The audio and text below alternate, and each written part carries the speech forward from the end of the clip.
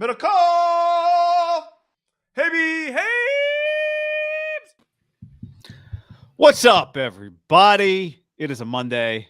Ham is live on the tube, and also maybe coming to you on the podcast. However you're listening to this, it's great to have you. If you're watching it, thank you. YouTube, hit that like button. Subscribe to this YouTube channel. The subscriber base continues to grow. We appreciate you helping it grow. And check out the podcast down in the description below if you're watching the YouTube. Filing the Apple iTunes. We need some questions for the mailbags. Because, you know, it's summer months, guy. There's I don't know if you've noticed, not shit is going on. I haven't noticed, John. So fire in those mailbag questions into our Apple iTunes. The podcast down below in the description. If you're listening to this, you guys know the deal. Send those podcasts wherever to your friends, your enemies. Share it with your people. You guys know the drill. Yep. And I think that's all the promotion there. I gave my dad some Buck Mason for Father's Day. Loved it. So that's just an aside. They're not paying for the week, but I just wanted to point that out. Anybody that did it knows it went well. So yeah, get after it. I saw MIDDLEKAUFF. You were no free ads, guy. No free ads. No free ads. I know. Except, where did you play golf? They didn't pay you, but. Well, I paid them, and I quit on hole 16 because it was so fucking slow. Bodega Harbor. It's actually an incredible public course just because it's right on the water, and it's kind of like a British Open link style. It's cool. I played there a long time ago when I was young, but me and my brother went out with these two old guys because, of course, a public course, they pair with other people, and we left them about hole 6 because they were so slow. Blue collar. Yeah, we just had enough. Like, I'm not playing a 15-hour round. The views are great. The pace of play could use a little help. What's the movie where Jason Segel is like the best friend? He's like looking for a best man. Jason Segel's his best man.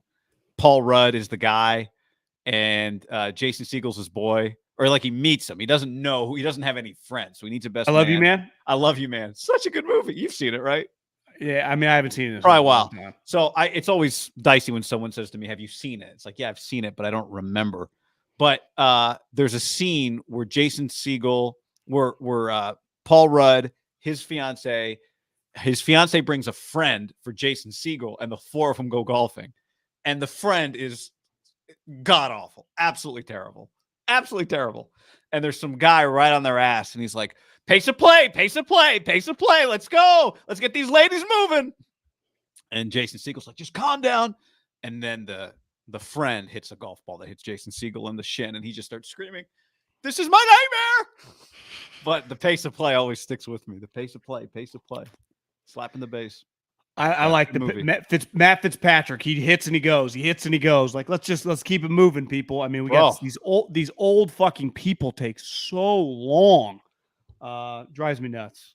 But it's not just old people. I mean, who was Rory was complaining after Friday's round at the U.S. Open about the group in front of him, right? But when you have a short par 4, it's just a natural close. There's a hole at Bodega Harbor where you have to park your cart after it's a par 4, and you can only go like 50 yards. You have to walk to the fairway. You got to walk to the green. You also have to take the next hole 17, because then you hit it up a hill. It was a disaster. So we left. Started drinking. Did you hit any shots like, how about the John Rahm bunker Saturday? How about leaving the course last hole of the day, doing what John Rahm did? And I didn't see what Saturday. He did, but he doubled 18, correct? Yeah, so he's in the bunker. He catches one right before the green. No, I mean, it was well down. He had to get it up over the lip and had to carry it. It wasn't very. But I'm saying he was in the bunker, like at the front of the green, that you got to carry to get to the green. You know that whole. When you say front, how many yards out you talking? Like, well, I'm saying it's connected to the green. It's right in front. So if you don't carry it, you go in the green.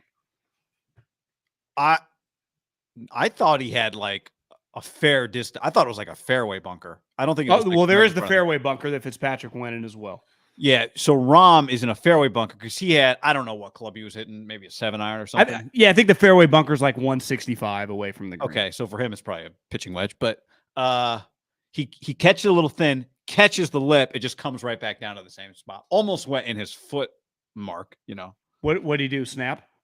No, he actually held it together, got it up. I think, did he bogey or double bogey the last hole? I think he double He bogeyed. doubled. So not ideal. Fell out of the tie for the lead, but kept his cool, John, in that moment in time.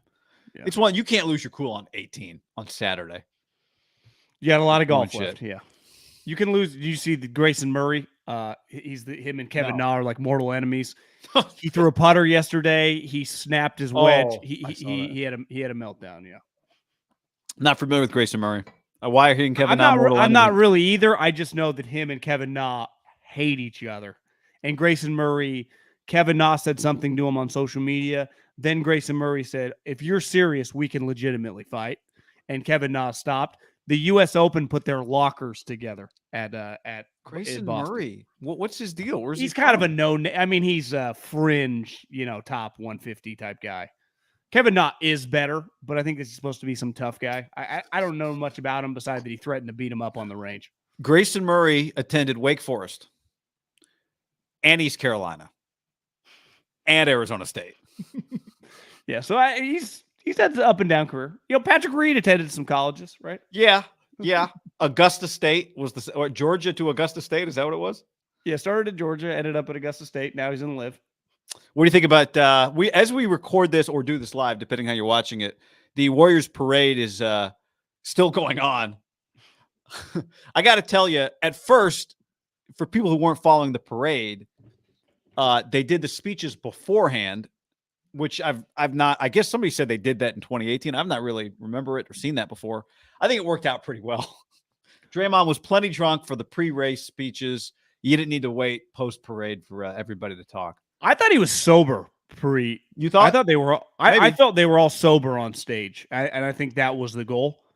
Because you right? That was the goal, and I also think I would guess if you were those guys, you're like, guys, we don't want to do a 3-hour parade and then get up on the stage and talk. If you're the guys, you're probably like, can we do it beforehand and then just leave after the parade? I think it's the move when you've won. I think it's the move when you've won several. Yeah, because you want to go party after it ends. Or maybe the party. I mean, I as of recording this, it's 1:45 in the afternoon on Monday. Draymond is blacked out. Gary Payton destroyed. I mean, these guys. Juan Toscano Anderson had like a tube around it, like a you'd wear in a pool. He lifted somebody out of the crowd and just brought him into the parade with him. You see that? Yeah. He's from the Bay. He might be his buddy. Might be. Yeah, I think you're drinking and you're baking in the sun. I could see that you're just exhausted at the end of this thing. You don't want to do speeches afterwards. I wonder if they had that idea and it worked out well and they'll never go back to it. And honestly, I thought you might kind of it kind of sucks for the fans, but I don't think you really lose much because I don't think it matters. You don't really hear, I don't think, that well when it's like a huge speeches. It's hard to, if you've ever been in one of those situations, you can't really hear everything that's being said. Jokes go over your head. The more you drink, just the better the odds that something uncomfortable happens. Yeah. So, I mean, it was getting pretty uncomfortable with Draymond dropping F-bombs on TV. I guess it's not national TV, but local TV. But we've reached the point, 2022, you don't even apologize for it. It used to be like, folks, we apologize for that language, but it doesn't even happen anymore. I've always thought it was pretty stupid that you had to. I get it, old school, but it's like, come on, what are we doing? And in fairness to Draymond, because a lot of people on the internet are crushing him because of what happened. Well, Portnoy specifically. He was the only guy who said he had no problem with it. It was his mom. It was Kerr. It was Clay. Draymond not only had no issue with it, he's like, I'm glad my kid heard it, even though I think his kid's like 2. I don't know how he's going to remember. Got a couple, yeah. I was just around a 2.5-year-old. He doesn't remember what happened 3 minutes ago, but trust me, they remember words. Be faced. Yeah, they remember words. Yeah. The highlight for me was Clay. Did you catch any of Clay Instagram Live on his boat on the way in? I saw his hat flew off. Isn't that bad for the environment? Probably, yeah. But he had the captain's hat that he threw on. Pretty crazy, man. Like Bob Fitzgerald, the TV voice of the Warriors, started the parade by saying, I told you people, however many years ago, you don't get that many of these. And then he said, I guess I was lying. It's a lot of parades. 4 parades is a lot of parades with the same group, basically. Well, 4 parades in basically 6 years is pretty incredible, right? I mean, when was their first championship? 15? 15. So 7 years? 4 parades, 7 years. 2021, 22, 8, I guess 8 seasons, but yeah. It's 8 seasons. Oh yeah, I guess it's always that math is always a little funky, but it doesn't feel that long though, does it? No. 8 seasons? 15, 16, 17, 18, 19, 20, 21. I guess because this is 22. Yeah, this is 22. What year? 15? Yeah, that's June 17th, 2015. This one. So, I mean, it's just a lot of championships. Wedding gift from Middlecoff. For the fellas. Yeah, that looks pretty good. It does look good. Take that myself. I got to hang it. Yeah. It's pretty crazy. I mean, and you know, it's the I don't know if you've noticed the last few days. I think it's pretty reasonable, but like the conversation has already pretty quickly turned to like, could this team be better next year? Which is hard to do after you've won a championship. But I do think I haven't. We were talking about the odds the other day. I mean, if not the favorites, they'll be one of the favorites. Now, Kyrie to the Lakers could change that, John.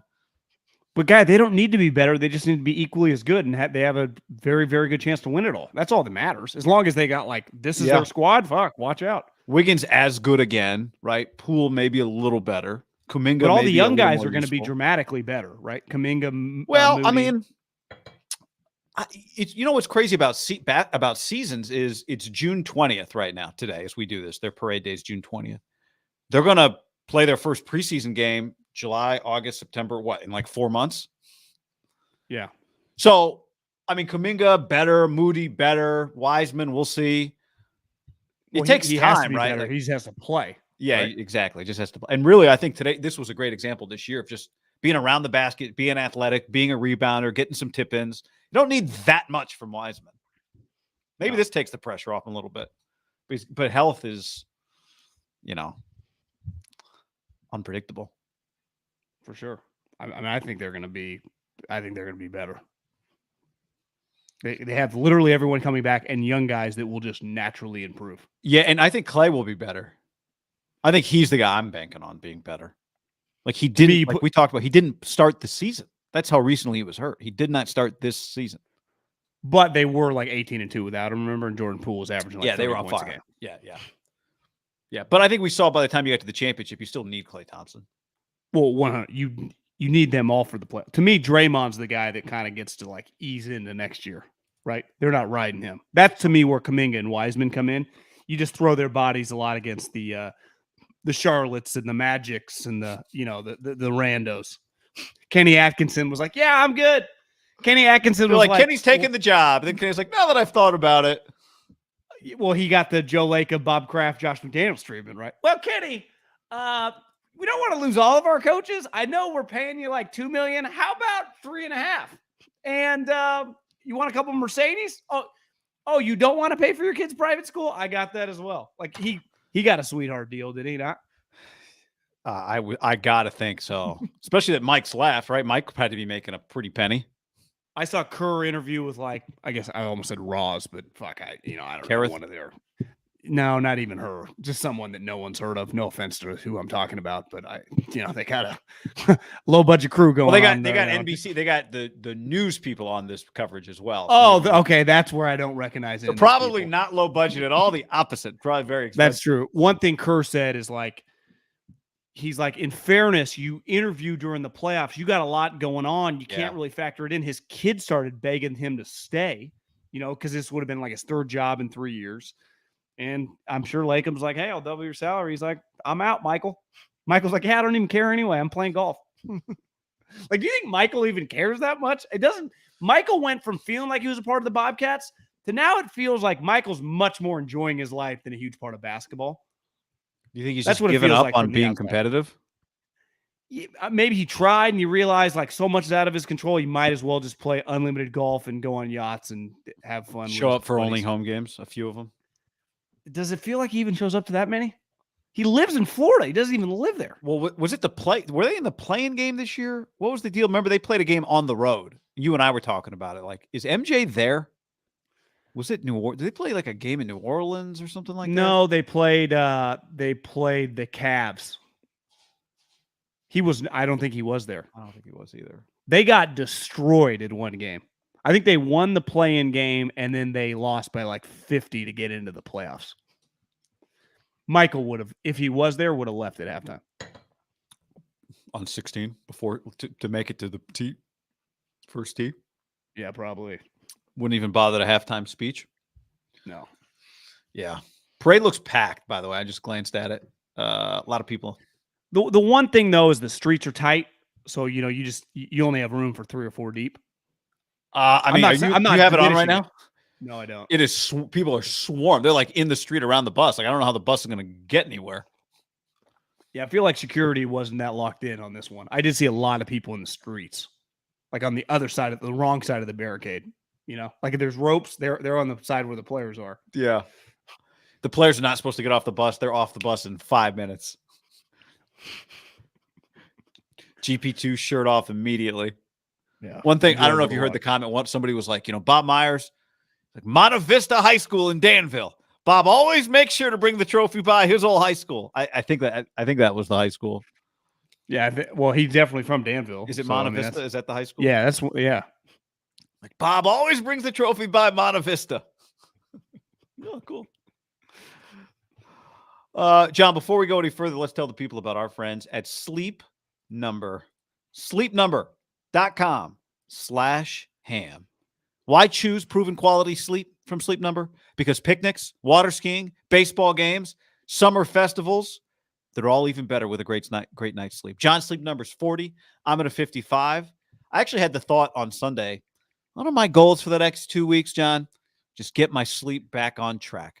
Sleep IQ data shows sleepers who use their 360 smart bed technology, they get almost 30 minutes more of restful sleep per night. That's 170 hours per year. Right now, go to sleepnumber.com/ham. Guy, the key is, and I struggle with this, especially on the weekends, is stick to a regular wake-up time and bedtime as much as possible. Get natural sunlight. Sound machines and blackout curtains can be helpful, especially for kids. You got to, little David, he's got the sound machine. It goes bzzz, like wind. Knocks them out, though. You got to stay cool. I love keeping. I saw someone say, if you don't have your house, the AC set in the 60s, I will not come over. I'm in agreement with that. Mine stays at highest about 69, sometimes dips to 67. So listen, you and I have been Sleep Number loyalists for a long time. Sleep Number, I've been sleeping great. You've been sleeping great for years. So why choose proven quality sleep from Sleep Number? Because every great day starts with a great night of sleep. That's right. Discover special offers now for a limited time at your local Sleep Number store or sleepnumber.com/ham. Get it. How about this, John? This made its way around the internet on Monday. PFF ranked its best offensive play callers in the NFL. Number 1. Big Red. Big Red. One of the best nicknames in the game. Andy Reid. Number 2, Kellen Moore. Number 3, Byron Leftwich. Number 4, Kyle Shanahan. Sean McVay 5, Matt LaFleur at 6. It's safe to say that Eric Eager of PFF got attacked like by 8 million John Wicks on the internet. It was people were coming fast and furious from every angle. Legitimate people, players.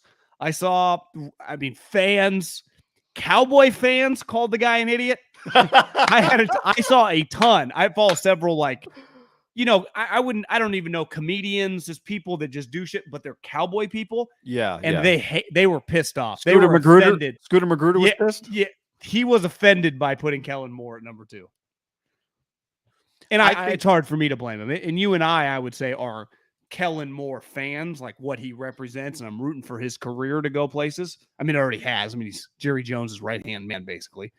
But it's offensive as a football fan to put him number 2. Like, that's a joke. And I'd even argue, Byron Leftwich seems insane to put him at 3. Honestly. Like, number 1, set in stone, not arguable. He would have been there no matter what. And I guess Sean Payton would have been on this list. He's just no longer eligible because he's retired. Probably for a long time, this list was Andy and Sean, 1 and 2. Peyton. Right. I'd even say, where's Josh McDaniels? Yeah, I think Josh McDaniels is a top 6 play caller. So I talked to somebody the other day who told me they thought he was top 3. And there's a lot of metrics, but ultimately you guys, like, you're trying to win. And regular season wins is not what we're talking about here, right? Putting up numbers in the regular season is not what makes you a great offensive coordinator. How do you compare Andy, Kyle, Sean, and LaFleur to 2 guys that aren't head coaches? Like, I'd argue that alone would give them the bump over, right? Yeah, I mean, to me, if you've been a 4-year, like Kyle Shanahan, when he was an offensive coordinator, probably would have been on this list, right? When he was working for the Falcons. So I don't think not being a head coach should necessarily knock you down it. But, isn't it more impressive though when you are and you're having success? Well, yeah, it is. It is. But I think Kyle might have been in the same spot. Hell, Kyle might have been one spot higher when he was the offensive coordinator. So I agree with you that it is. But I think on the basic level, you just go, all right, we go head to head. Who has the better play caller today? Chiefs, Cowboys. Who's got the better play caller? Cowboys, Niners. Who's got the better play caller, right? And I think if you said Kellen Moore's the head coach or Kyle Shanahan's the OC, even in that scenario, I'd still have to have Kyle Shanahan ahead of both Kellen and Byron. Okay, let's take these 6 guys. And every team in the NFL, there's a draft. So like the draft order that just happened, Jags, Lions, Texans, and it's a coaching draft, and they're all free agents, and it's all offensive guys. So none of you can't draft a defensive coach. It starts with these guys and the other offensive coaches. I think it's fair to say Andy would just be the most easiest choice, right? He's done it the longest resume. He would go 1. He might not. I mean, depending on who the GM was, you could justify taking another guy, but let's just say for argument's sake, he goes number 1, right? Immediately you get a head coach, you get a play caller, his resume. There is no chance on God's green earth if you need an offensive play caller that Kellen Moore, Byron Leftwich, listen, I would take Kyle over Sean, but if I had Sean, I wouldn't be mad. Like, one of those 2 guys is going number 2, right? And then the other guy is going 3. If you just gave all the GMs the choices, correct? Yeah. And I think Sean might go 2. I think he probably would. Now, the one thing you'd argue, if you draft 3rd and took Shanahan, you'd be like, well, my guy's 4-8 against Sean. He won 6 in a row before Sean beat him in the NFC Championship game. Now, McVay's won a Super Bowl, and you could absolutely argue who's Sean. 4-8?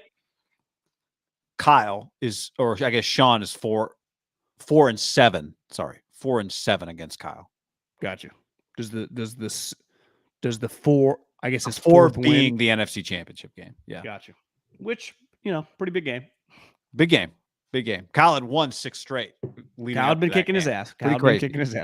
So I'm with you. Being a head coach does factor in and give you an advantage. But even if you broke it down, you said you're just drafting play callers. Let's say none of these guys get to be a head coach. You're just taking the play caller. You wouldn't take Kellen 2, and you wouldn't take Byron Leftwich 3. No.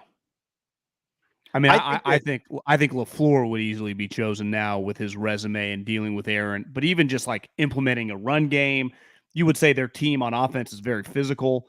He's proven to me has the most questions between Sean and Kyle, because now we've seen Kyle win with Jimmy, Sean won with Jared Goff.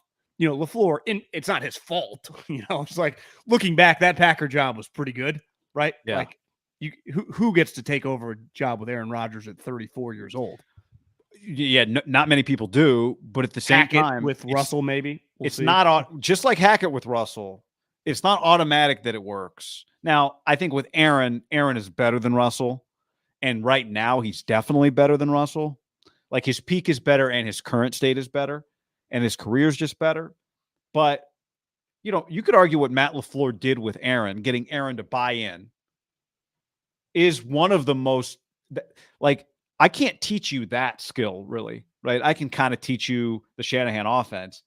I can't. Most head coaches probably don't have the ability to be firm. Aaron, we're changing things. This is how we're doing it. But also, Aaron, I want to work with you. Just getting Aaron Rodgers on paper sounds amazing, but it clearly is a challenge. It's work. Now, it pays off. It's work you should put in because you benefit from having him as your quarterback. Again, that's not a play caller thing, but I do think that's every time we have the conversation about, well, how good is Matt LaFleur really because he has Aaron? Yeah, well, the stuff he did to get Aaron to buy in is a pretty unique coach quality that he should get credit for, even though we haven't gotten to see him without Aaron as his starting quarterback. Yeah. I think all three guys, and it's Andy's greatest quality, right? I mean, beside like the scheme and the coaching, but just he's great with players. I mean, it's like an elite skill. He's beloved by his players. I do think Kyle, McVay clearly have that. And I think LaFleur, what he proved dealing with the weird shit with Aaron for 12 months, right? He wanted to quit. He wanted to retire. He hated Gutekunst, handling that whole situation. Then by the end, after Aaron won his second MVP, remember the night before the Super Bowl, and Aaron pointed at him how much, like, I appreciate you. It was like, yeah, that's pretty impressive to figure just to get that guy. Because you would say ultimately, like, dealing with Ramsey, dealing with Debo, probably easier than just ultimately than dealing with Aaron, you know? And he figured it out, which you and I bullshit a little bit before we came on. If we had to rank the three guys, how they would deal with Aaron, if I had to bet on one button heads with him the most, it would be Kyle. I think it'd be a lock. Yes. McVay would probably be just tailor-made. They would get along. They'd figure it out. Maybe, honestly, LaFleur, because LaFleur is like a mixture of them both, right? He's this good-looking guy, but he also has like a little asshole to him. I saw like the week before their mandatory minicamp, I think they had the worst attendance in the league. You know, just like even their versions of like Armstead's and Jimmy, nobody showed up. And it makes sense, right? Middle of nowhere. Stars aren't showing up. The other veterans like, fuck this, not voluntary. I'm staying wherever I'm living. And he was pissed. He's like, what's the point of this? Like, and in fairness, like he's investing his time. Where are his guys? What's going on? And I saw that like Nagler and some people were like, he's losing it. In fairness, like I don't even blame him. But like, especially you're so close to winning a championship, guys. It takes every little ounce of us, right? It's a tricky situation. It's not. The Niners are a massive brand, but he's the head coach of like the equivalent of like Alabama football or something, like just that be the Green Bay Packers. Like it's not an easy job. No. McCarthy never would have lasted as long as he did if he didn't rattle off that Super Bowl like year 4 of his career, right? The last 5 years of McCarthy, even a couple of those were successful. It was like, well, but you bank that Super Bowl win, gives you a little time, right? Gives you a lot of time, yeah. Well, that's the other thing. Speaking of time, like Kellen Moore's part of this to me is Kellen Moore's been an offensive coordinator for 3 years. Byron Leftwich been an offensive coordinator for 3 years. And Byron was the OC for an offensive head coach, right? With Bruce. Bruce is not exactly a hands-off guy. So this is a big year for Byron now, getting the offense truly all to himself. Although I'm not saying he wasn't the play caller, he was. But wasn't part of the rumors? Same with Kellen. Same with Kellen. But what wasn't part of the rumors why Bruce had to go is because like him and Brady would work all week, and then he would get involved later in the week. Arians, that is, and like, I kind of want to do this. I kind of want to do this. So let's not act like you know for a fact it's Kyle McVay and LaFleur show. Andy kind of unique, gives it off every once in a while, but at any moment it's Andy Reid's offense and Andy Reid's baby, right? Right. Kellen, the same deal with McCarthy, right? McCarthy went into the lab for a year to just come back and let Kellen do whatever he wants. Well, Jerry told him you not Kellen Stan. We're paying Kellen like an associate head coach, Mike. So get out of the way. I think play callers are kind of like closers. You know, my theory on closers is always, I don't care what a national person has to say about my team's closer. If I watch him every day, I don't care what the numbers say. Oh, he's got a 2.02 ERA and he's hasn't blown a save in 3 weeks.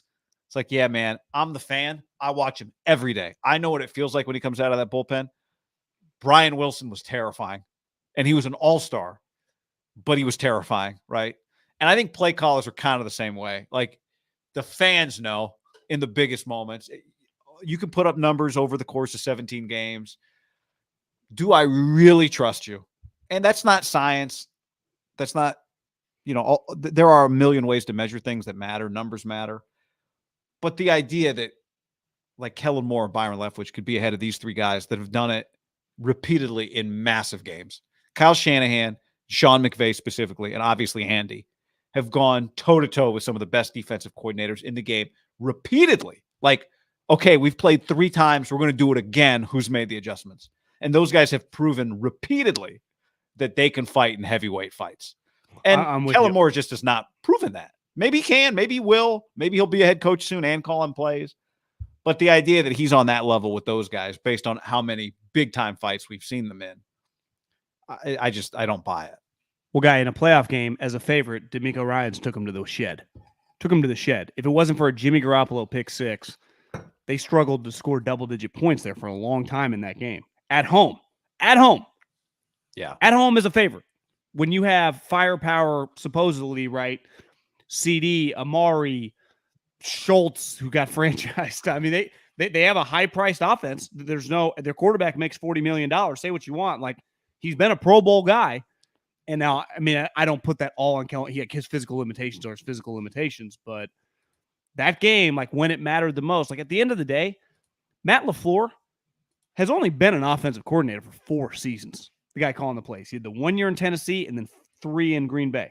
Kyle McVay is now, he has 5 and then a couple years under Jay. But even that was like, Jay was the offensive coordinator. So Jay, even I've heard, remember when Kyle went, or McVay used to talk about like the stories with Schrager last year on his podcast. A lot of guys jumped into the podcast game over the last couple of years. But McVay was like, I'm in for 1 year, now I'm out. I don't think he's coming back. I don't think so either. McVay's drunk somewhere on a beach. Kyle's been the offensive coordinator beside Andy by far the longest on that list. Yeah. So part of it's like, I've done it like multiple organizations with multiple different quarterbacks, running guys, pocket guys, stiff guys. Like you've seen it all. But the defensive guys have seen me several times too, right? That's the other part of it. Yeah. We've seen Byron and Kellen with 1 quarterback each, right? Basically. Yeah. Because Bruce in Arizona was always the play caller. Now Byron, I think, was on his staff. Byron had like an interim OC job 1 year. I do think it's going to be interesting to watch for the first true time, right? Him and Bowles, like it's going to be his baby with Tom. Yeah. But is it going to be hard for him to get a bunch of credit with Thomas Brady? It will be, but in the end, like Tom, despite his efforts, isn't going to play forever. But when Tom retires, Byron's going to have a hell of a resume of having just coached in some big games against big-time defenses. And I think we'll have a pretty good feel for him at that point in time, even without Tom. I'm more confident that Leftwich becomes a head coach before Kellen Moore. I wouldn't have said that a year ago, but I agree with you now. He almost became a head coach this year. Remember the Jags? Turned it down, yeah. Don't you feel that Leftwich more than likely is a head coach next year? I'd almost bet on him over D'Amico just on the fact that he's an offensive guy and I can see quarterback. Leftwich. It might be right that Leftwich, depending on what Tom does, if Tom's one and done or whatever, but Leftwich kind of might be in the Shanahan boat when Shanahan was a coordinator of, I get to pick my job, and if I don't like anything that's out there, I'm not going to take a job. Dolphins next year with Tom? Where does Mike go? Back to San Francisco? Well, if he goes to Miami, Mike would be in trouble, right? Depending on how their season goes. Yeah. Yeah. I mean, as crazy as it sounds, feels like there's a 50-50 chance Mike's one and done, depending on because of Tom. If Tom wants to play 1 year for Stephen Ross, he's going to go there and he's going to get to pick his coach. And Stephen Ross has an unlimited amount of money. They'll pay Mike to go away. That place is not Mr. Stability, right? No. I don't blame him for taking it. His money's guaranteed, but he better make the playoffs this year. And I don't think he's going to, guy. Tyreek seems stable. Yeah, it's going well. So does Tua. Tua is that's the one thing. Tyreek takes a lot of attention off of Tua. Well, here's the other thing. Tyreek has always kind of been the apple of everyone's eye in his wide receiver room. What happens? I mean, Jalen Waddle, I think, had like 150 targets. Better, like Jalen Waddle's good. Catnan says QB sneak with no timeouts and 14 seconds left. ... Yeah. I mean, and that's not, that was, what did McCarthy call it during Hard Knocks? Groovy time. Yeah. Taco Tuesdays. What did he call it? Crunch time. Mike McCarthy and the Dallas Cowboys officially ended Hard Knocks. Like, it's no longer a consumable product for me. After I watched that first episode, it died to me. Yeah. I didn't make it through. The last episode I saw was, I think Dak got a gift, like a $20,000 suitcase. That was like one of the highlights of the episode from Zeke. Yeah. I was like, all right. I guess there was the highlight was probably Jerry Jones eating the McMuffin with a fork and knife. Yeah, and he poured a bunch of salt on it, remember? I don't know if he had a fork and knife, but yeah, that was something. Yeah. Yeah, it doesn't matter how rich you are, you can always get the Egg McMuffin. Do we have an announcement date? Like, has the NFL said when a Deshaun ruling is coming? It feels like people are talking like investigation has to be wrapping up sometime soon. But well, the case is someone in the league told me that nothing's going to happen until after football season. Like that was a deal that like it's weird. Deshaun's been cutting deals with like the powers that be. Like nothing's going to be settled this year. It's going to happen in 2023. You're saying if he gets suspended for a year, it'll be for the 23 season? No. I'm saying with the courts. Nothing is going to be once the season starts. It's like off limits or something. That's what I was told by someone in the league. Like they're not the trials or the civil cases. It's very bizarre. People, did you see the defense attorney? Because there was rumors that like Deshaun's lawyer had avoided some things for criminal charges, and Florio wrote this thing like this feels kind of shady. And then the DA came back and said we always interact with the lawyers on both sides. We do nothing nefarious. Like there's a lot of weird things with this whole situation. I think a lot of people are very, very uncomfortable with the way it's all going. Clearly, a lot of paperwork to keep track of. So a lot of fucking people moving, a lot of moving parts here, guy. Jordan says probably before training camp. Todd says NFL will want to bury it before a long weekend.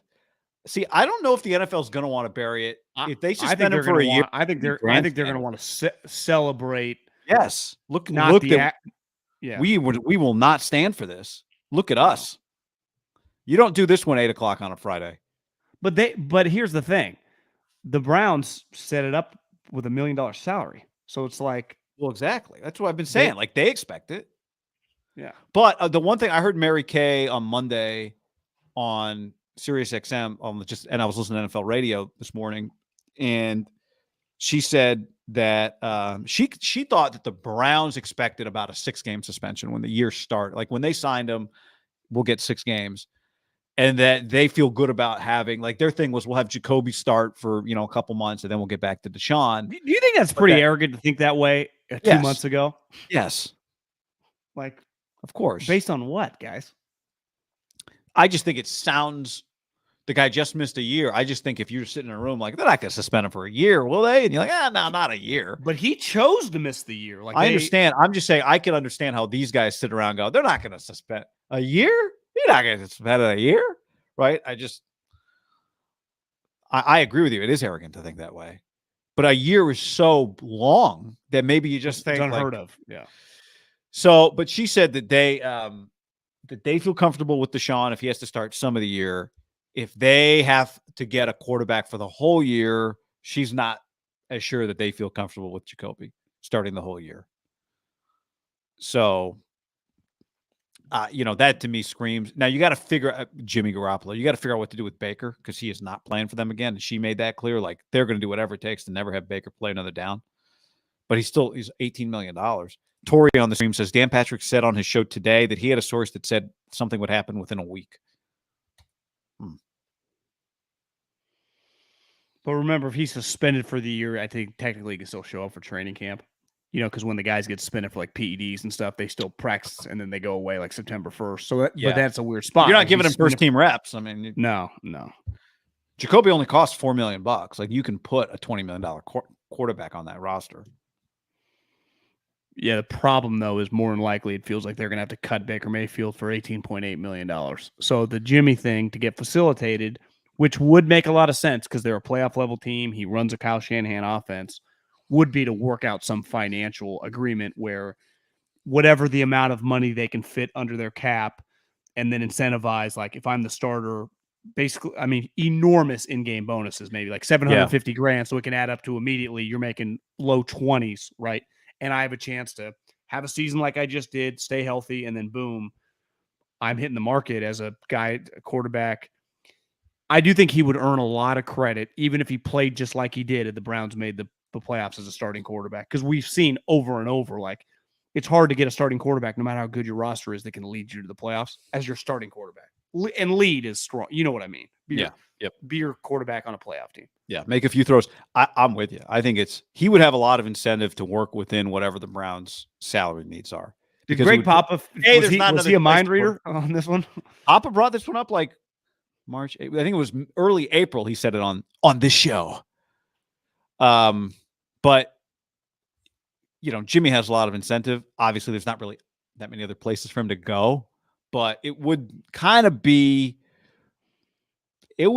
falling into a pretty great situation for him, because you're right. He'd get a lot of credit just for handling, even though it wouldn't be messy in the locker room necessarily. It'd be kind of awkward.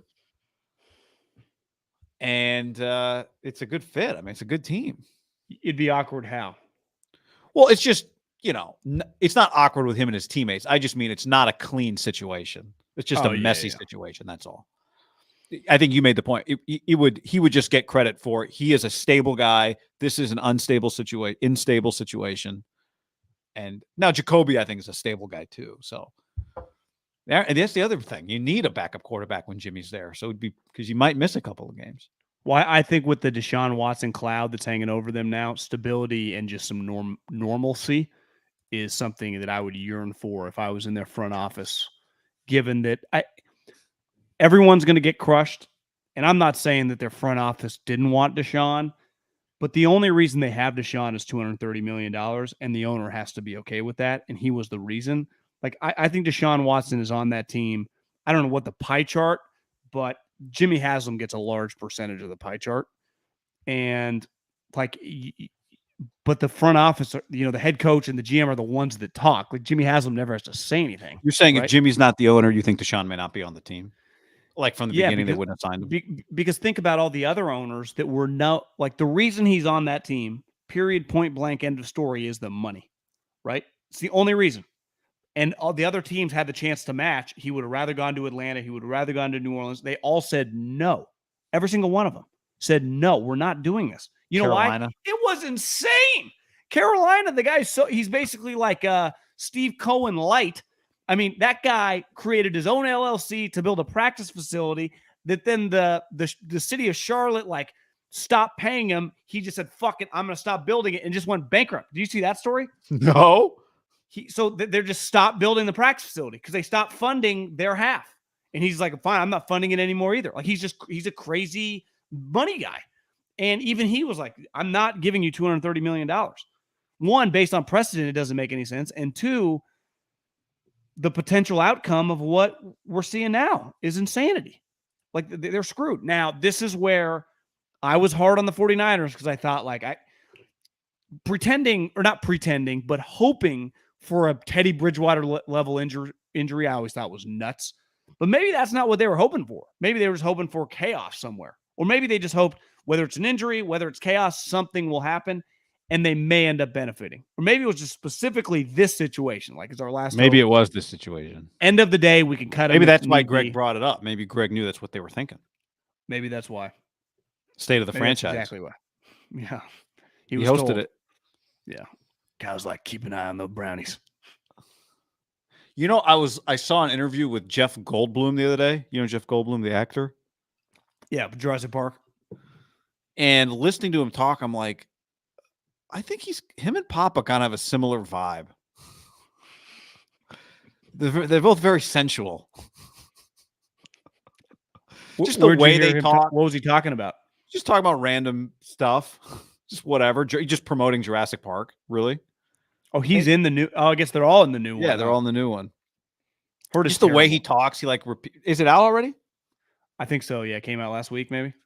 He just repeats names. He'll be like, John Middlecoff. John Middlecoff. Papa does that. Yeah. It's just, I don't know. There was a similar. I was like, I think they're similar. These two would get along. Stephen A does the same thing, except he screams. He definitely screams it. And then Draymond's just screaming, shut up into the camera. Shut up! Festus Ezeli interviewing him. You got anything else to say? Shut up! Shut up! When the huge shit talker does triumph, you're in trouble. There's no avoiding it. No. There's no avoid. I mean, guy, have you seen just occasionally I'll just the last several days just peek at his Twitter? He'll rattle off 17 quote tweets. You can tell he's just brewing. Bucher, boom, Nick Wright. I mean, and some of them, they're not atting them. So clearly he's searching. Maybe someone set up a folder.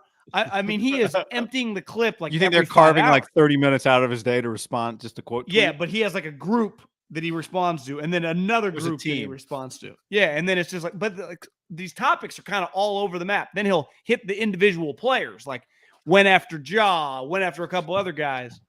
Wait, Ja, It's you just- don't get to say you're in their dome. You just don't get to say that, No. Because he told Ja's like, I'm coming to your streets. Christmas Day. Well, he's like, that was a good one. He's like, Christmas Day, right here. I'll see you. Draymond's like, yeah, man, it's not how it works. The champs don't go on the road on Christmas Day. He's like, fine, I'll come to you. Well, who's to say that the Grizzlies are getting that game? Ja's You know trying what to speak into existence. No, I'd go like Bucks. I'd go Warriors. Bucks. I'd go Yeah. what you think the finals could be. I'd go Bucks, Warriors, or KD. Or you get Celtics. You could do that too. Yeah, you do need to do a couple inter conference games, right? Like Celtics, Bucks, or Celtics, Nets. It feels like they typically do that. Kawakami had a good tweet today. He's like, it just occurred to me, Durant's been on the Nets as long as he was on the Warriors at this point. That's pretty crazy. It's a rough time for him, man. It's, there's just certain times when things don't go as well. Like ultimately, Brady, it's going to be impossible for Belichick to win the breakup, right? It's like he's never going to win a Super Bowl. Hell, I don't even think he's going to make the playoffs. But last year, just like, okay, Mac Jones, they won 11 games. Like, Bill's a legitimate, like, he could win fine with random people if his whole career. Would he have won 7 or 6 Super Bowls? Probably not. But could he have figured out a way to win 1 or 2? Of course. Like, there is a chance that Kevin Durant, keeps getting bounced in the first rounds. Kyrie leaves because they're like, bro, we ain't giving you $200 million. We'll give you 1 year. Kyrie's like, fuck you.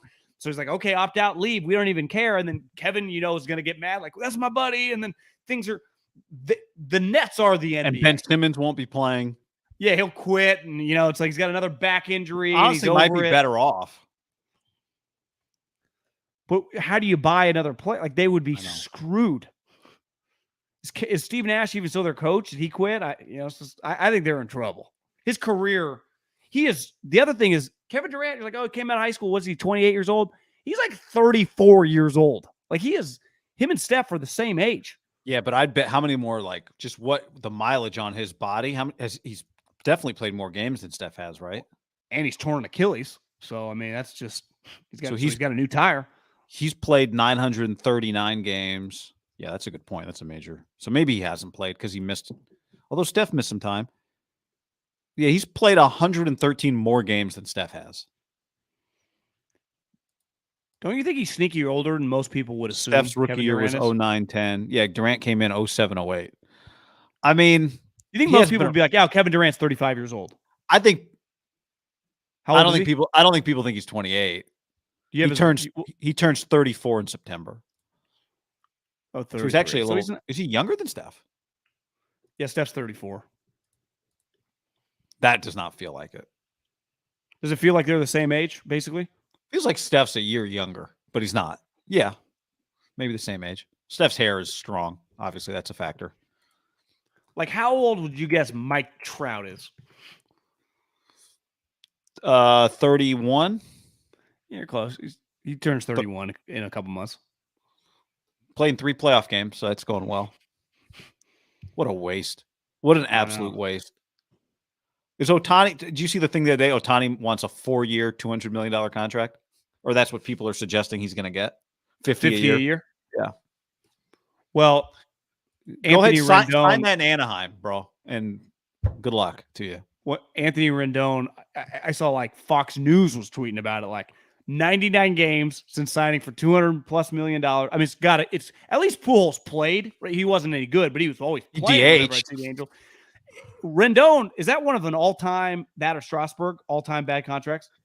Yeah, I mean, both all coming off the same team. Like I told you the other day, Strasburg's played 9 games since he signed his big contract. So what they sign? He signed for how much?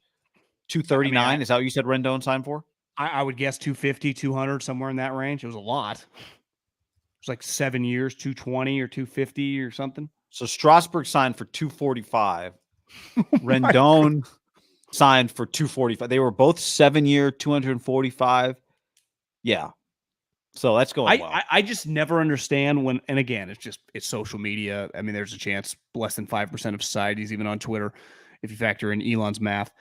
that when I see, but I do see people in the media, and I actually don't think that's out of the realm of possibility, that people in the media like, these guys deserve guaranteed contracts. Talking about the NFL. Do you know how terrible that would be for the league and the fans and the consumer? Like, this would happen all the time, and the teams would be screwed. Don't you think the best model is you can make money younger? Like, baseball's model's bad. Like, I want to pay you the money when you're in your prime, which is what does happen in football, right? You get paid really quick. Yeah. And then when you're 32, Tyreek's what, 28? He's on his third contract. Yeah. Like football, the models where you get your big contract when you're, how old was Rendon? Had to be 29 when he, maybe older, actually. He was an old guy, right? Yeah, he was older. When he got that contract. Well, wouldn't you say the best thing in football is to be a second or third round pick and become a star? He was like 30 when he got that contract. Yeah. Deebo Samuel, in theory. AJ Brown. I mean, the good thing about being now, Khalil would say, away. Yeah. Khalil would also say, well, if you're a top 5 pick, you get $30 million. Then you sign a $90 million. So yeah, Deebo, it's better. His first contract's like $3 million. Nick Bosa isn't looking at Deebo and being like, I wish our draft spots were reversed. Yeah. There's a reason he's not freaking out. It isn't a bad thing, though, to be a second, third, fourth round pick and become a star. Kittle, right? Because you do get paid a year earlier, though you've made way less. Yeah. It's just better to be a defensive end or a quarterback drafted second. That's just I'll tell you the worst case scenario, Lamar. The 32nd pick. It's like, we got a 5th-year option. You're like, God damn it. I want to be a free agent. But at the same time, like, if you're Lamar of all people, shouldn't you really be able to hold them hostage? Like, they need you. You're a quarterback, and you're a good one. You're not Kyler. You are an MVP. You've proven it. Well, and again, this guy's a rookie, but he's a high-level guy. I saw it was on those Coward hired those guys from Notre Dame to do the podcast last year. Kyle Hamilton, like 3 other guys on the team, and they did once a week podcast once the NIL thing happened. And, he's been at practice and stuff. Well, Kyle went back onto the podcast, and basically the podcast, again, I didn't listen to the whole thing, but it was the 3 guys, and he was back it looked like from his apartment in Baltimore. And the whole thing was basically like, what was training camp? What was OTAs like? And he talked about Lamar showing up, and he's like, Jesus Christ. He's like, our DB coach says, 6 feet is open, or maybe it was 6 inches or 6, whatever. It's small. He's like, what you used to think was open in college now is like, it's way smaller. And he was like, the thing you don't realize about Lamar is how fast the ball is, how well he spins it, obviously how quick he is, but like how good of a thrower he is. I'm a step slow. The guy's open. He's completing it. Yeah. And he's just like, can you imagine coming from like Ian Book and the guy he was used to in practice to like Lamar Jackson? It's like, holy cannoli. Holy cannoli. Yeah. I mean, yeah. He threw 36 touchdowns, had 9 picks in 19. That was MVP year. 36 and 9. Now last year he was 16 and 13. He was hurt. He was 26 and 9. Sorry. 36 and 6 as an MVP. What was he in the COVID year? 26 and 9. What would Kyle Shanahan do for that? Well, if I told you they paid him a shit ton of money and he was 26 and 9 for the next 3 years, that's probably, it's not 36, but you would take that plus his running. Yeah, well, what's he running for? I bet he'd average with his eyes closed 6 touchdowns running, and their run game's good. They would, but my point is, like, would Kyle Shanahan take that for the next 4 years with Trey Lance, 26 and 9? Fuck yeah. Well, Jimmy never even can do that. So. You kidding me? Not, if you just told me, don't even tell me the touchdowns. Trey Lance throws 9 picks. I'd say he probably has a really good year. Yeah, because there is a chance know he throws Kyle's 16 going to picks. Yeah, and I know Kyle will get guys open, and they'll throw, and they'll run, and they'll be, that part of it. In fairness, with 17 games, if you start all 17 games, unless you're like Drew Brees or Aaron Rodgers, it is hard to throw single-digit picks and be an aggressive thrower, right? Well, how many? Yeah, how many guys threw single-digit picks last year? I'd guess Rodgers, Brady. I think Carr had before, but he definitely threw it over last year because I remember you saying his numbers. True start, non like backup fill-in guys. It couldn't have been more than a couple. Yeah, honestly, it might have just been Rodgers. Would be my guess. So I got to scroll past the junk of guys who threw none but stink. Sorry, stand by. Here we go. Brady threw 12. Rodgers threw 4. Cousins threw 7. Wentz sneaky only threw 7. Wentz get talked about like he sucked, and maybe he's not as bad as people think. Russell threw 6, but missed a bunch of games. Goff threw 8, missed 3 games. Teddy threw 7, started 14 games. Did you see Jared got engaged? Hurts threw 9. I did not see that. Same girl? SI model, yeah. So you can't wait to spend the rest of her life with her. Quote, I think.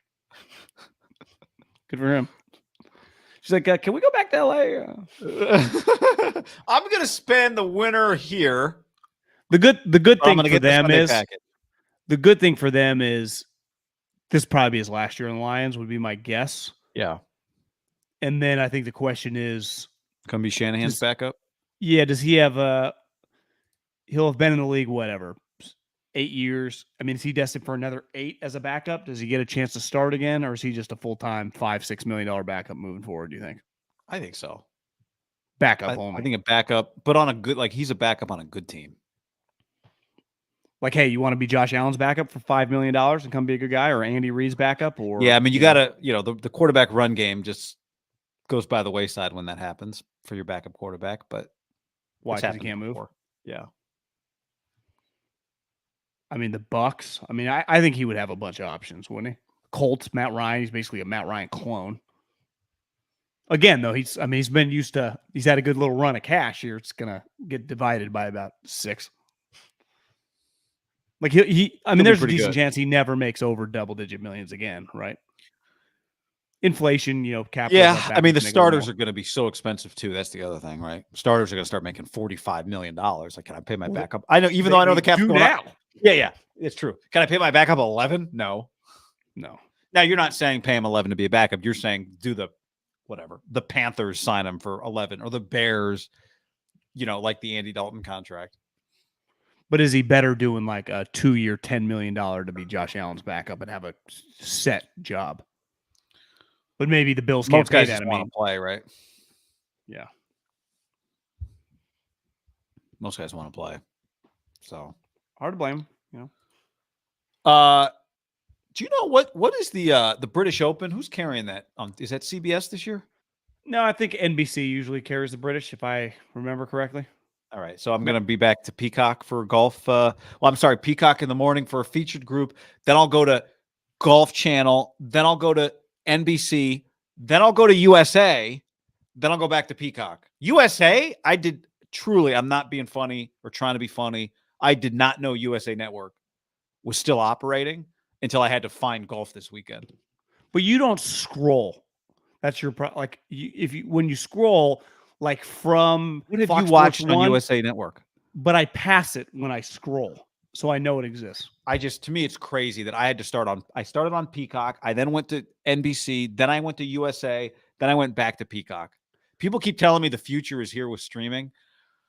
I mean, it is bad for the consumer. It's got to evolve into something better than this, because right now it is a pain in the ass and I don't want to complain about streaming guy. I embrace streaming. You know that, you do too. ESPN Plus, Peacock, Hulu. I don't have that one, but ESPN Plus, I got on that one like 3 years ago. Hulu's like second best, I think. My dad said he's going to get Hulu, but I gotta hope that it's better. This is not good for the consumer right now, the way you have to jump around to find shit. I know most people don't have Comcast. Or at least I know we're very segmented. I do think, and you taught me this a long time ago, that C button is all the sports on the right side. You press C. Well, if you press C, College World Series. When you press C, you see it all. I never had to choose. It just said US Open, so I hit it. US Open, I hit it. Gotcha. So I didn't know whether I was on USA, and obviously on Sunday it was NBC. I think the whole day. Or Peacock, because it just takes you there. I actually think it was very, very easy if you had Comcast. Now, a lot of people have DirecTV. A lot of people do not. I 100% agree. But just being around a 2.5-year-old, now he's a long time away from being a advertising revenue generator. But I think if you go to people in their 20s And honestly, like 5-6 years younger than us, my brother is a good example, and he watches a ton of PGA Tour golf. They only have streaming services. So like we are 10 years away from people in their mid 40s that are usually the highest earners and highest earning potentials for the next 15 years with the kids, never having any of this. So it's like, and I know your complaint's always the buffet is very complicated and it sounds better in theory. It's not true. Yeah. But like we haven't just jumped the shark on all, like we're never going back. And honestly, like to me, NBC, Fox, and CBS, are they even around in 5-6 years? Because like where do you get them? Our broadcast channels around. I don't think I think they are leagues are going. Yeah, I don't think they're around until the leagues abandon them. Until the leagues think they get more eyeballs on streaming than they can on those channels.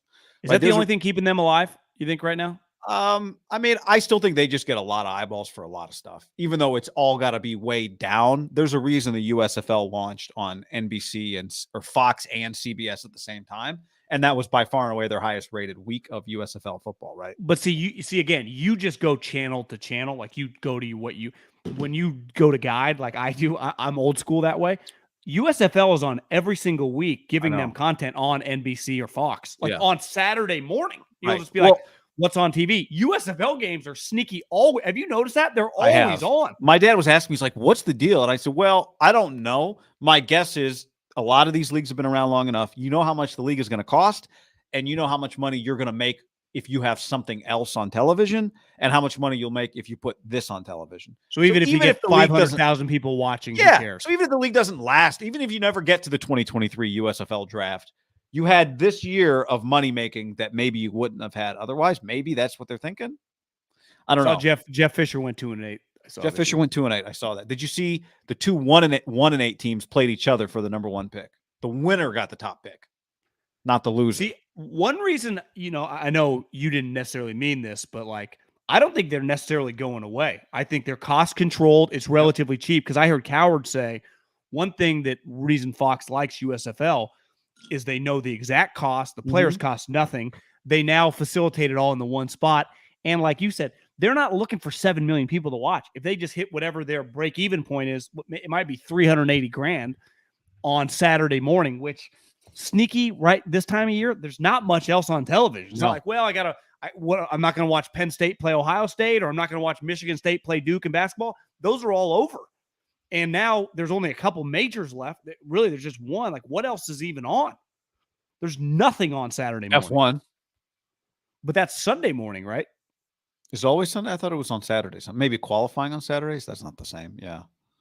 Maybe it's Sundays. You're right. NASCAR Sunday too. NASCAR, soccer will be Saturday mornings. But Apple TV just bought MLS. So I would imagine is that going to be the only place to watch MLS whenever their contract starts? That's a good question. I don't know. Is Peacock doing a weekly baseball game in the morning on like one of the mornings, Saturday or Sunday mornings? Isn't there a Peacock baseball game on Friday? Apple TV. Is that where they threw Katie Nolan or someone like that? Yeah. That's on Apple TV. Yeah, I have a smart TV, LG. No MLB TV app for some reason. I have to have a Samsung to get the MLB TV app on my smart TV. So I got to plug in a Fire Stick or whatever. That's stupid. So, I mean, we're getting there, but we're not there now. Now you're right. There will come a time, like I was streaming the Stanford Auburn baseball game today. I have no idea what channel it was on. So just now when I went to go to my TV, instead of streaming on my laptop, when I go to my TV, I didn't know, was I watching ESPN? Was I watching ESPN2? Because on the guide, the game was already over. You know what I mean? So it wasn't on the guide. So how do I find that game? Xfinity, like you said, you hit C button, you see there's a live game. I just talk, but it didn't work. See, but I think that's no, I think I'm agreeing with you. You're right. Like, you don't necessarily need to know where it is when you're streaming. You just click. There's an image of the game. You click it. For sure. The thing was, I went to Peacock. It had 7 things at the top. It was like Below Deck, Mediterranean, Basketball Wives. I don't even know all the stuff that was on there. But see, I think you're playing. I think you're playing a little dumb though on like the College World Series. Obviously, ESPN carries it, so it's on ESPN or ESPN2. Well, yeah, but I was clicking around like we're in the middle of something. Second, I'm only using like an eighth of my brain. I'm like ESPN2. It's not there. Fuck, maybe it's on ESPNU. What channel is that? Yeah, no, I had no problem with that. What I was saying was actually to support your point that when you are streaming, it doesn't matter what channel it is because you're not going through a guide. You're just clicking on, here's the game. Let me click on it, and I'm watching golf, or I'm watching golf, whatever. Because most of them have the live sports thing on streaming package, right? And you can just go, this game's on. Yeah, watch now. It's usually at the top of the right. You sign into streaming, it's at the top. I know a lot of people, I think they were complaining about it, and I don't think you fall into this category. We had it pretty good because you're a Comcast, and we have the access to every place that the U.S. Open was on. Peacock's free with Comcast, yeah. A lot of people, I don't think, if you have DirecTV or whatever, I think there's like 3 other ones, right? Plus, big ones. Regionally, there's a million things like Spectrum or 3M, or I don't even know. Yeah, for sure. So it would get a little more complicated. But I say for me and you too, it doesn't get any easier.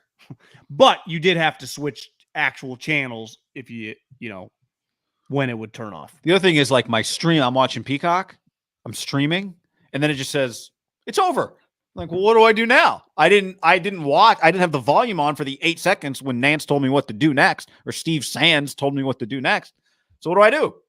Well, I think there's part of the learning process, right? Right. That's my ultimate point is we are not in future yet. Like, it still has to get better than this. That's my point. True. Which natural. I mean, at one point in time, Netflix delivered DVDs to your mailbox, right? Well, yeah. Or was Netflix the one? I guess that was Redbox that you went and got the DVD from the. There's still one outside of a 7-Eleven, right? What are they doing? They're still advertising. They must carry some other stuff. Yeah, must have some good DVDs. Sorry, I interrupted you before I said the future is here. Well, I just think we're in the middle of a transitional period, and that period is always. I think it gets frustrating because I was watching David, and I think all these kids probably the last. This is your decade, nephew, my nephew, but he's we've seen kids now for a decade plus of iPads. Quiet them down, and in fairness, it's a go-to move. Everyone's like, "No, I'm not," and it's like you just have to do it because he's just not gonna. He's like a dog; they're not gonna listen. So, how can that guy? Because even you and I, growing up, like I used to go to the library. My dad used to force me to read, but like our TV had 5 channels, so a lot of times, like even when I was 7, like there's nothing on there I wanted. You would watch. Turn it off. You'd be like, "It's daytime TV." This sucks. Or if like I didn't have a movie. Like the entertainment wasn't good enough. How is that? And I do not read, and I'm not proud to say it. I do learn a lot. I'm a very curious human, but I learn through audiobooks, YouTube, and podcasts. Like that's how I do all my learning. How is this generation that is probably 10 and under that have been having screens in front of their face the entire life ever going to read? How's that going to be possible? It's not. Part of the stimulation of reading, which, again, I've read my whole life, and it's awesome when you're reading a good book, but a lot of times it takes a little bit to get into it, right? But that's the thing with a visual, whatever, it hits you right away. There is a stimulation in your brain. These kids, it's drugs. They're going to be complete. Yeah, but they're going to be completely. It's like sugar. You think tech dominates now? We are only, and this is why I'm so bullish on like what we do. We haven't even fucking scratched the surface. If we were like Christopher Columbus sailing around, we haven't even seen land yet. We're just going. Like it's not even close. Now, I mean, obviously there are elements like robots and self-driving. Like we are in the robot pods. No, do you see the robot pods? You see the robot dribbling? I saw someone said Jason Tatum or Jaylen Brown. You think it's just going to be a robot podcast where it just like analyzes algorithm? It knows what the hot topic on Twitter is, and then it just does a pod. What did you see? The guy at Google said that some of their AI could read people's brains. Well, he said it came to life, is what he said. That it's like it's like a had a personality. Yeah. Which Elon's been saying that for a decade. Like these guys are genius. Think of the algorithms; they know everything you think already. Literally. I mean, it's like I say Advil. Like I need some Advil. I'm just gonna say that to my mom. All of a sudden, I look at my Instagram feed. It's got like 8 different drugs for me to buy. It's like, how are they doing this? Well, they're listening. Well, yeah. But who's listening? Oracle. Yeah, Larry Ellison. How do you say that word? Sentient. I saw that word. Yeah. Did you know what that word meant when you saw it? No, I just knew in the context of the thing I read, what it meant. You know what I mean? But if you would say that word to me, I would not have been able to define it for you. And he got fired, right? Because this guy's gonna give it all up. Yeah. Now, one thing that probably is coming eventually, these companies that are gonna eventually get some pushback from the powers that be, but they have so much money. Because I do think of the just prevailing sentiment. If you just talk to a random person, I do think more and more people get a little uncomfortable with everything that's you see. Like you say something, you see it on Instagram. That's just a human reaction. Like, God, that's a little weird. But it's not like you're going to delete your Instagram. So, the problem is they're so much smarter than anyone in office. So it's like the people that run those companies don't fully understand what it is they're doing. Their engineers get it. Yeah. But they're not necessarily doing it themselves. Yeah. Elon couldn't build a car. No, he couldn't build a Tesla. But he's pretty smart about it though. Yeah. He has an idea. He knows what he's doing. Going on. Yeah. Yeah. All right. Anything else to mention today? We could talk about that for a while. Luckily, that topic's not going anywhere. We've got PTI's on, John. Sometimes when I want to just settle in, go into a bubble, flip on some PTI. We didn't have cable when I was a kid, so I did a lot of reading. I get nostalgic sometimes when I just see it in the background if I'm like at a place. I'm like, it's still going strong. Yeah, I'll always give it some of my attention. One thing though I think now is like those two guys made a lot of money off that show. Like that paid for a lot of their big. But it was never that in depth anyway. Each topic's a minute and a half. So it's my point is, I mean, what would you guess they've both made over the course of the 25 years doing the show? 30, 40 million each? Yeah. Yeah. That's my point. I mean, they've profited heavily. Are you saying though that the content's not as good anymore? Is that what you're saying? No, it's the same show. It's always been. Yeah. It's just like back then you had to wait to get takes. Now I've heard the take on Kyrie Irving from 17 million people. I saw there's a and Audible. I mean, they're old. I mean, Tony's old. They're old. Yeah, Tony's old. Audible has like a show, but it's on Audible. I don't even know what Audible is. Well, like book on tape. It's just book on. It's Amazon's book on tape. Book on tape. Kindle audiobook. Yeah, it's just audiobook. It's audiobook. Gotcha. Amazon's audiobook platform, and they have they're gonna have they have shows with actors, but it's audio only, right? So they're telling the story of whatever it is, but it's just audio, but with actors doing voices and scenes and stuff. I haven't heard what it sounds like yet. But that is how that before there was television, there was radio, and on radio, that's exactly what they did. Like it's come full circle. Yeah, I agree. But I'd say the difference, like the written word has been destroyed financially, right? The power that it used to have the last 10 years. Audio and video have continued to pump huge cash. 100%. But audio almost, it felt like if not for digital audio would have gone away, right? With the written word also, right? Digital audio. I'm talking about if not for digital, if not for podcast, if not for book. I follow you. Yeah.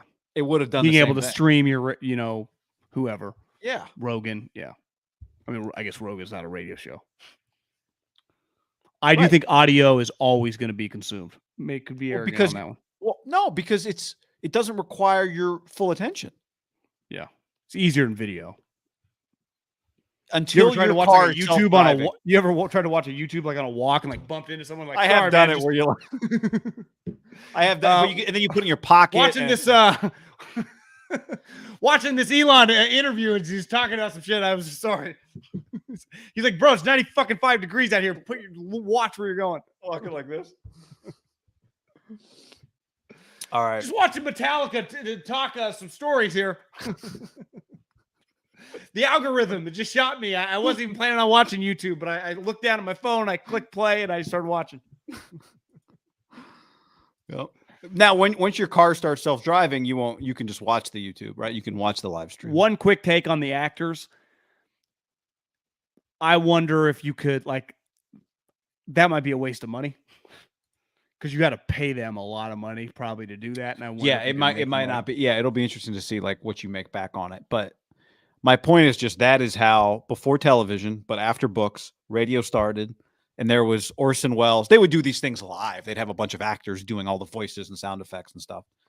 But that was like appointment radio listening was those types of kind of variety radio shows.